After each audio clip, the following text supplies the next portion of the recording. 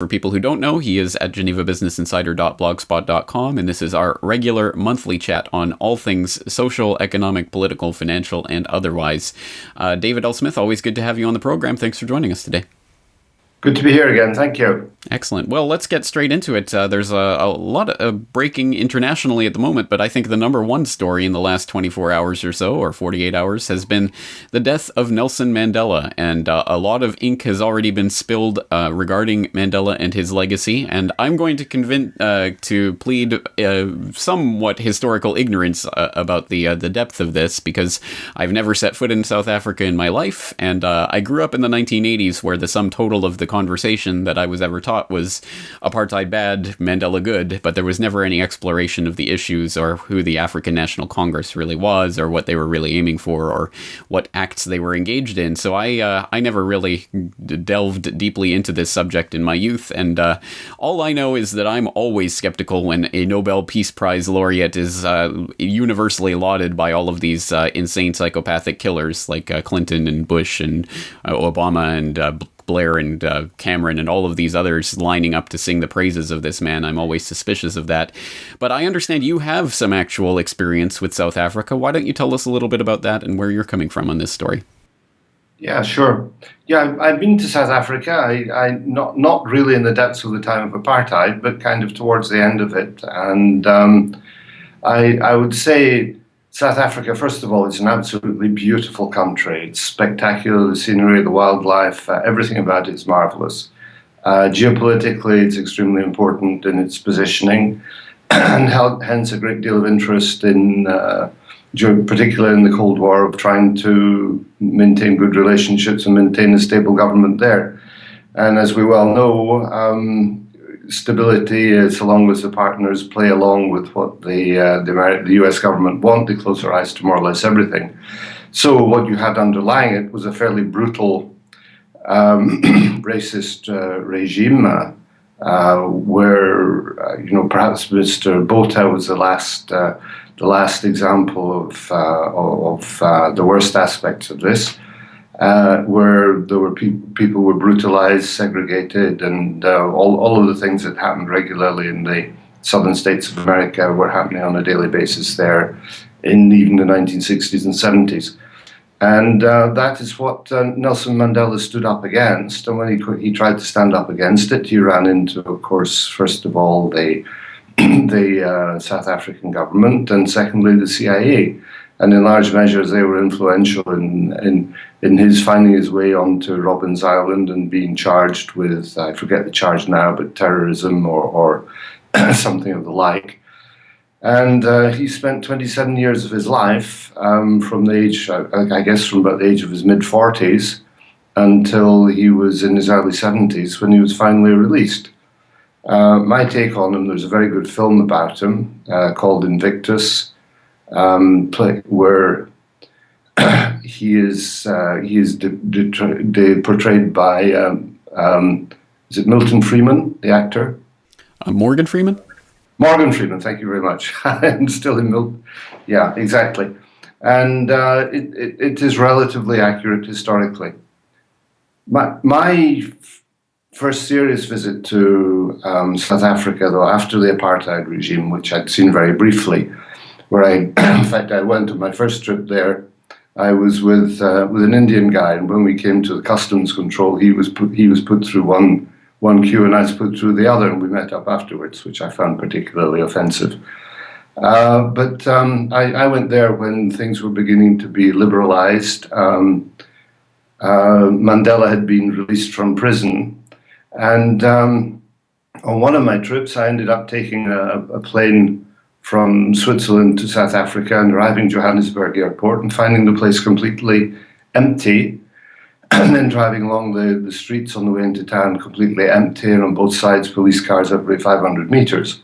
And it was a day when Chris Hani, the deputy in the ANC, was assassinated.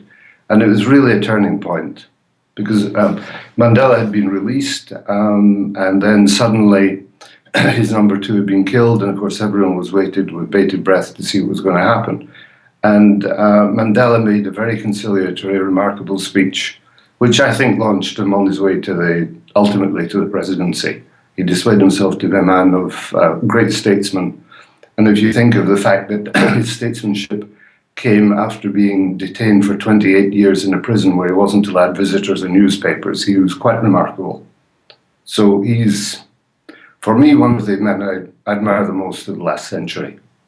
That's a pretty remarkable statement. Well, I must admit I reserve a lot more skepticism to this story, not necessarily Mandela himself, and I think to a certain extent that the concentration on Mandela as a person kind of misses the point, because I think in the latter years what he became was really or not even a mouthpiece, more of a puppet or an icon or a token for the international globalist class to wield on the stage as the symbol of the turnaround in South Africa.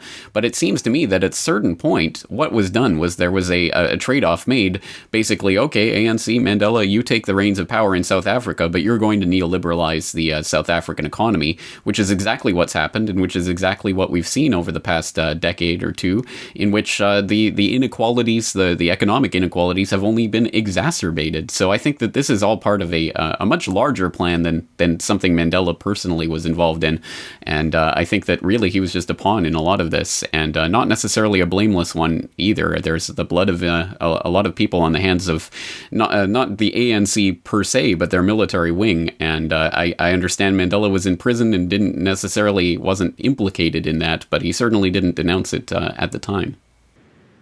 No, I think that Mandela, I mean, most of what you say is true. I mean, the central issue, everybody gets used by the system eventually, but there are moments when people do things which are very good and very courageous, and I think that he certainly did that. And if we imagine South Africa today still under the boot of an apartheid regime, which could have also been a possibility if it hadn't been for someone like him, that would be pretty dreadful too. So, yes, but I mean, at the end of the day, what do you expect of an old man of 94, 95 years old who obviously in the last few days, if you've seen him on film, was extremely incapacitated. There is a time when you can do things in life, and a time when you can influence things, and a time when you can observe, and a time when you no longer really understand what's going on or what people are using you for. And yes, you have an entire global political class who want to rub shoulders with him because he appeals perfectly to the decent person's idea of goodness if they don't understand the background.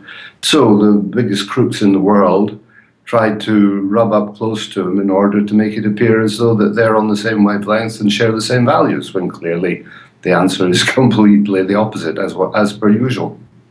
Right. Well, I think the 100 million pound gorilla in the room, the elephant in the room that no one wants to talk about, is the fact that we can decry South African apartheid until the cows come home, and rightfully so. It was an unjust and unjustifiable system of institutionalized racism. And yet the apartheid regime of Israel in occupied Palestine is unmentionable, and the idea that anyone in that struggle would ever be seen as anything but a terrorist by these self-same hypocrites who are now lining up to pay homage to Mandela, I think, is obviously never going to happen. Yeah, well, I think that's absolutely true. But the US in particular is no stranger to hypocrisy. But essentially, if you look at what Mandela did, I mean, he stood up against the white supremacists in the world and made a very courageous fight and paid for it by spending a third of his life in prison. Now you can look at the same thing and say, well, if you look at the supremacists around the world, they're all white. You know, whether you call it the banking class, whether you call it the people who are running multinationals, whether you call it Israel, etc., etc. And what I would really rather like to see is to see some white people standing up to the white supremacists. Why should it always be black people who do it? Why should it be a Martin Luther King? Why should it be a Gandhi? Why should it be a Mandela? Where is the courage of the people who are most easily able to influence the situation? And none of them are forthcoming. Right. Well, to be fair, there are black supremacists and other types of supremacists. They just don't tend to have their fingers on the buttons and levers of power. So, but yeah, I think we should stand up against that type of supremacism wherever it's coming from, under whatever culture or whatever skin color or whatever it is, and we should all be standing up against it. And I agree with that completely. All right. Okay. And anything else you want to say about Mandela before we move on? No, we can move on. I strongly recommend people to learn more about him. Absolutely. Well, I concur with that, and perhaps we can put some resources in the show notes for people to do so. All right, excellent. Well, let's move on to France. I was recently in France, as people might know, attending an open source conference where I gave a talk on open source journalism. And I understand that you've recently been in the south of France. Is that right? Yes, indeed. I've been spending a few days on business, a few weeks, in fact, on business in Monaco.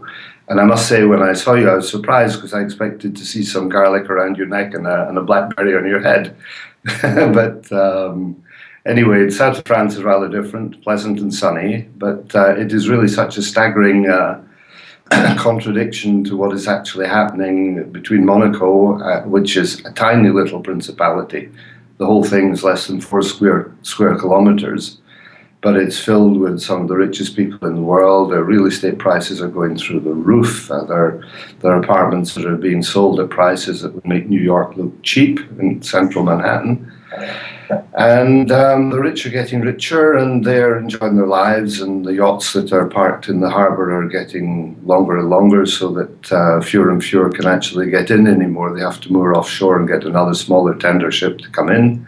So it's a very obvious place to see that exactly the effects of Mr. Bernanke or now Madam Yellen's impact on the world economy, of making sure that 0.001% of the population does extremely well. And then you can go across the border to where you have been to to France, where things are atrociously bad. And, if you take the north of France around Lille, which is a kind of post-industrial area, it is kind of it's a kind of a Detroit region of France, where there's a lot of industry at one point, most of which has now been moved offshore. We look at the automobile industry in France, which is in incessant decline, and where the powerful families behind those businesses are looking to get bailed out by the French government, and at the same time, of course, they want to cut the wages of the workers. And then you look at a situation where the entire structure of the French society is on the edge of collapse, because the government's take of the gross national product in taxes, either directly or indirectly, is around 60%. And the idea of actually increasing taxes at that level becomes counterproductive, because people either cheat or close up their businesses and give up, or you have businesses entering into terminal decline because they can't get financing, etc., etc. So the situation is really very bad. It'd be interesting to know your impression after a first-time visit. Well, we had talked about Lille off air before I went, and you were mentioning the kind of Detroit-like atmosphere there as a kind of a post-industrial city. And I was very much prepared for that. And I was very much surprised, actually, when I was there to find that it was very much not what I was expecting. It was a very nice, quaint, kind of touristy type of town. And I was quite surprised by this. So I was asking some of the people that I met there about that. And basically, from what I was able to gather, this had been one of those European cities of culture in recent years. And attendant upon that, of course, is the influx of funds from European Council or whoever. I don't know who is responsible for that, which goes towards the beautifying and prettying up of the town and the kind of gentrification of some of the areas. So when I was there, I found it was in fact not a particularly depressed or depressive city, and I didn't encounter any signs of widespread poverty or anything, at least not in the parts of town where I was visiting. So it seemed whatever they've done in recent years, they've cleaned it up nicely. But I think that's just part of a facade kind of injection of these funds from on high, and perhaps not reflective of the local economy. Yeah, I think that's right. If you go out to the areas away from the railway station and away from the business centres and conference centres, I mean, Lille is a main axis going from Paris to London, so it gets a lot of passing trade there. The rapid trains stop there, but you just need to go 10 kilometres away, and you're in a different world altogether. it's a bit like Monaco. You go 10 kilometers away and you're in darkest France, and it's a very different story. Yeah, well, that's unfortunately very true. And just to add some credence to this, we have a recent report from Bloomberg: France's economy most serious threat for EU, bankers say. And I'm generally quite skeptical, shall we say, of what the bankers say and what they're mourning. But in this case, at any rate, there are some statistics to back it up. Apparently, France's economy just shrank unexpectedly in Q3, or at an unexpected rate. And Germany is also slowed down. So now they're saying that even more so than Italy or Spain or some of these other sinkholes that we've been talking about in recent months, France's prospects are most dire and most threatening for the Eurozone project in general. And this relates, of course, to Hollande and his ridiculous tax rates that you were mentioning there that are gutting out the industry in France. Is there any bright spot on the horizon for France or for the Eurozone in general? Anything that's that might turn this around in the near term? Well, an overdose of hopium, I guess, would be about the only thing.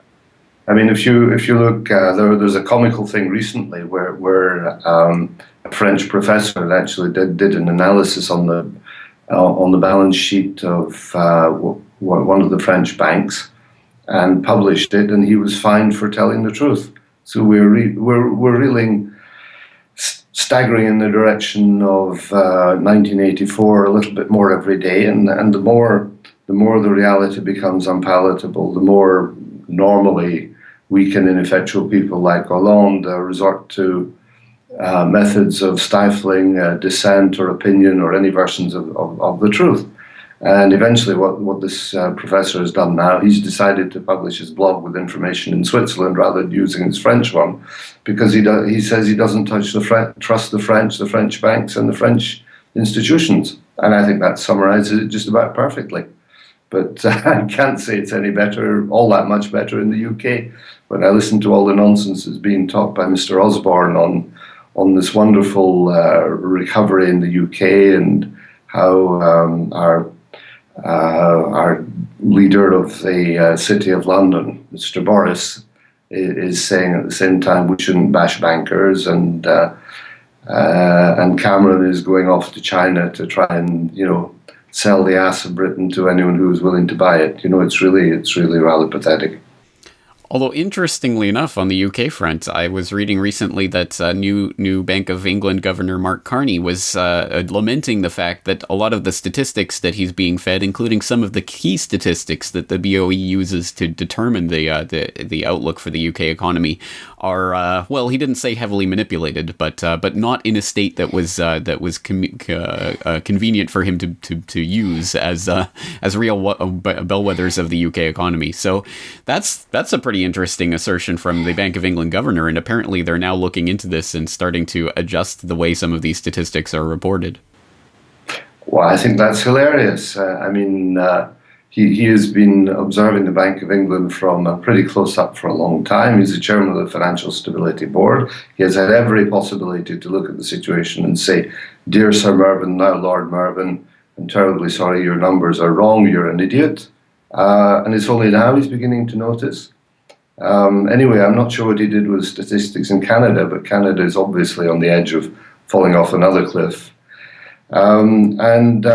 If you say that the numbers were wrong, then obviously it means that any policy decisions you make have to be right because they're based on the wrong numbers, so it's not your fault. So, this sounds like corporate bullshit as usual. And he will do what he wants, and the only thing he can do is print. And if he wants to try and sort something out, then what he should do is make sure that this, help to buy scheme is stopped immediately, because that is going to print hundreds of billions for absolutely nothing apart from blowing another bubble and imitating America. So, but I haven't heard him stand up and saying anything about that at all. So, obviously the billions that are going into the help to get the Prime Minister and his idiot finance minister re-elected is something beyond the scope of Mr. Carney's comprehension. Indeed, and perhaps it's not surprising that, as you mentioned, Canada has its own little housing bubble going on that's due to pop at some point. That was inflated on Mark Carney's watch, and now he's in the UK, where they're starting to inflate another one there in the UK. So he's very much good at that, and I think you're right. Maybe he can cry wolf about these statistics, and then it wasn't me.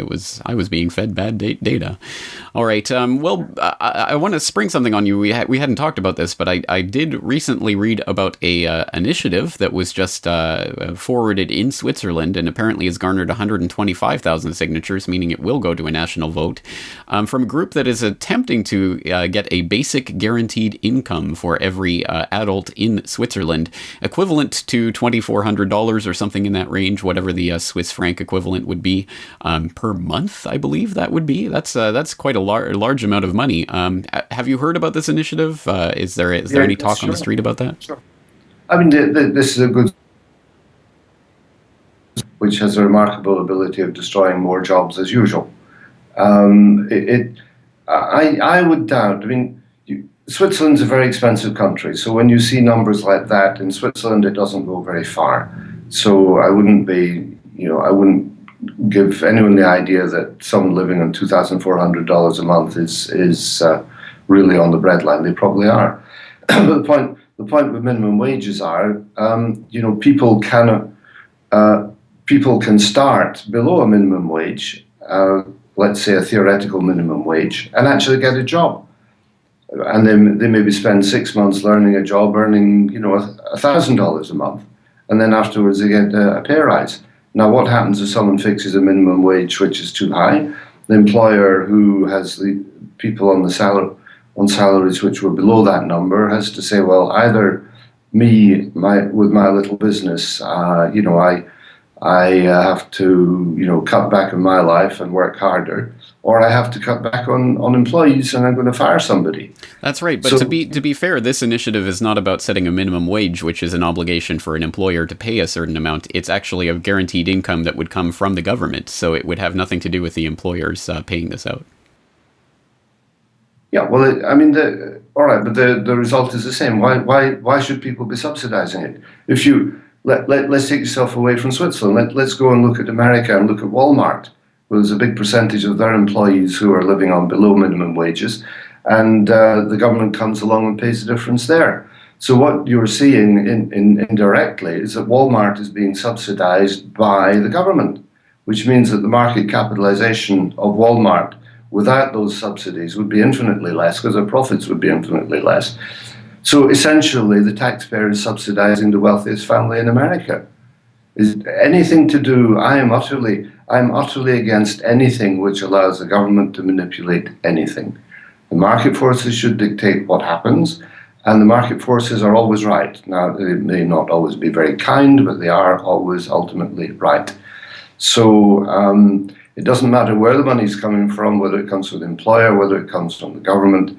I would say the only exception to that are people who are, if they're in working age, I see no reason for it. If you have somebody who is retired, a widow and 90 years old, and she's on a pension which is inadequate to have her basic social needs taken care of, then yes, I think the government should step in and help that, because there is genuine need. But otherwise, all you're doing is perverting the economic process and costing money for no useful gain whatsoever. And I have to say, in general, the Swiss, when it comes to making decisions on what is right and wrong economically, most of the time they make the right decisions. And I hope on this occasion this initiative is dumped.